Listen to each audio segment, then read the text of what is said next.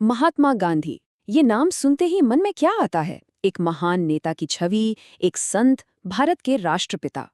लेकिन उस महात्मा के पीछे एक लड़का भी तो था। एक नौजवान मोहनदास, जो अपनी कमजोरियों से, अपने डर से और अपने अंदर चल रही कश्मकश से जूझ रहा था। तो आज हम उनकी आत्मकथा के पन्नों से उसी लड़के की कहानी को समझने की कोशिश करेंगे। चलिए इसी सवाल का जवाब ढूंढते हैं। हम उस महान हस्ती की छाया से निकलकर उस नौजवान को देखेंगे जिसके जीवन के शुरुआती तजुर्बों ने, उसके प्रयोगों ने उसे उस रास्ते पर डाल दिया जो आगे चलकर दुनिया को बदलने वाला था। देखिए, गांधी जी ने खुद अपनी कहानी को किसी बड़ी कामयाबी की दास्तान नहीं बताया। उन्होंने इसे कहा, सत्य के साथ मेरे प्रयोग। और यही शब्द उनकी पूरी यात्रा को समझने की चाबी हैं। मतलब, ये किसी ऐसे इंसान की कहानी नहीं है जो हमेशा सही था, बल्कि ये एक ऐसे इंसान की कहानी है जो हमेशा सच की खोज में लगा रहा। और ये खोज, ये सफर शुरू हुआ उनके बचपन से। यहीं पर वो नींव रखी गई, जहां कुछ गहरे आदर्शों ने उनके मन में सही गलत की समझ को शेक देना, मतलब आकार देना शुरू किया। यकीन करना थोड़ा मुश्किल है ना, लेकिन युवा मोहनदास बहुत शर्मीले थे और पढ़ाई में भी कोई बहुत तेज नहीं, बस औसत थे। आलम ये था कि जैसे ही स्कूल की घंटी बजती वो सीधा घर की तरफ भागते थे, कहीं किसी से बात न करनी पड़ जाए।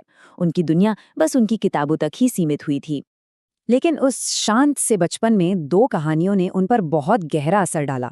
एक थी श्रवण कुमार की, जिसने अपने माता पिता के लिए सब कुछ किया, इससे उन्हें सेवा का आदर्श मिला। और दूसरी कहानी थी राजा हरिश्चंद्र की, जिसे देखकर उन्होंने सीखा कि सच के लिए कोई भी कीमत चुकाई जा सकती है। इन्हीं कहानियों ने उनके मन में सच और कर्तव्य के लिए बहुत मजबूत जगह बना दी।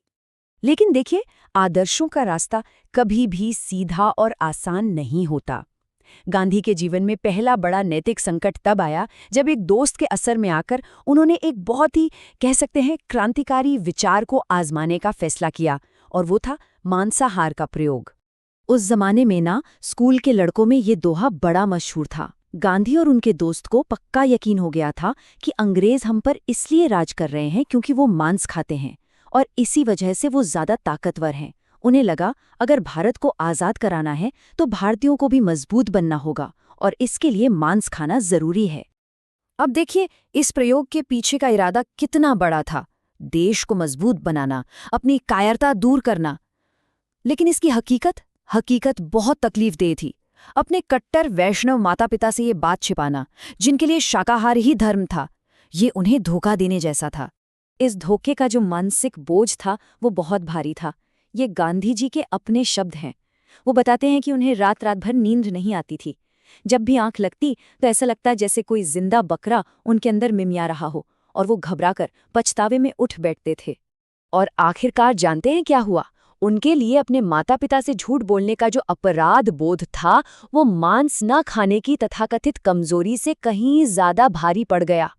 सत्य के प्रति जो उनकी निष्ठा थी, उसने सुधार के विचार को हरा दिया, और उन्होंने ये प्रयोग हमेशा हमेशा के लिए बंद कर दिया। उनके नैतिक प्रयोग यहीं नहीं रुके, एक और बड़ी गलती, और उस गलती के बाद जो हुआ, उसने उन्हें जीवन का सबसे कीमती सबक सिखाया।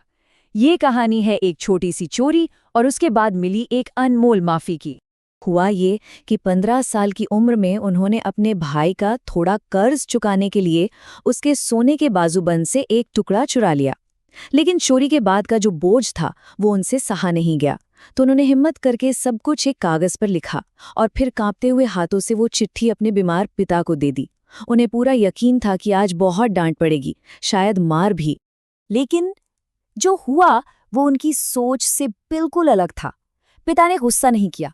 उन्होंने वो चिट्ठी पढ़ी और उनकी आंखों से आंसू बहने लगे।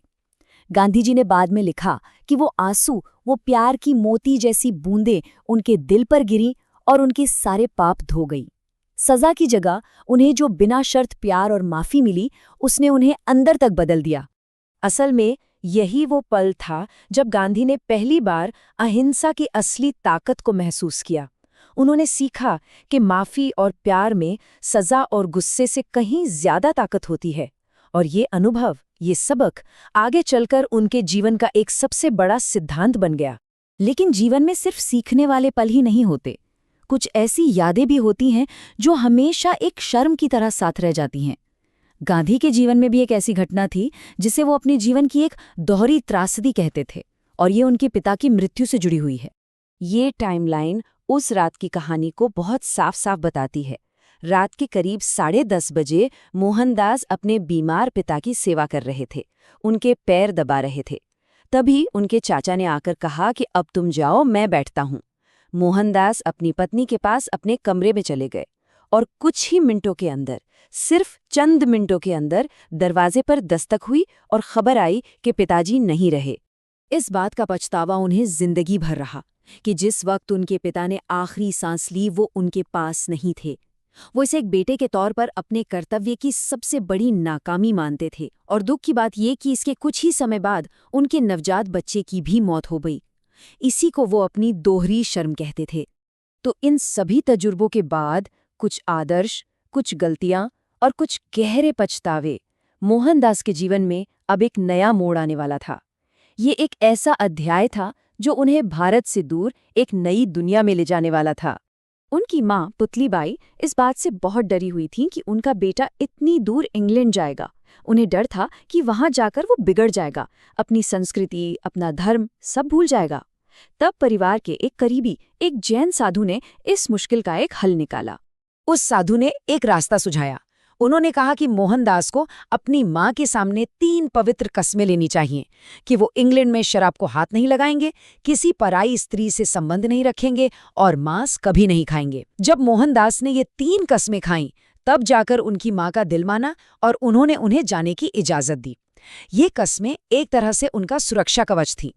तो सोचिए, एक शर्मीला लड़का अपने नातिक प्रयोगों का बोझ और 3 बहुत सख्त कस्में लेकर एक बिल्कुल अनजान देश के लिए निकल पड़ा। अब सवाल ये उठता है कि लंदन की उस चकाचौंध वाली बिल्कुल अलग दुनिया में सत्य के साथ उसके ये प्रयोग क्या नया रूप लेंगे? ये एक ऐसी कहानी है जो यहाँ से और भी ज्यादा दिलचस्प होने वाली है।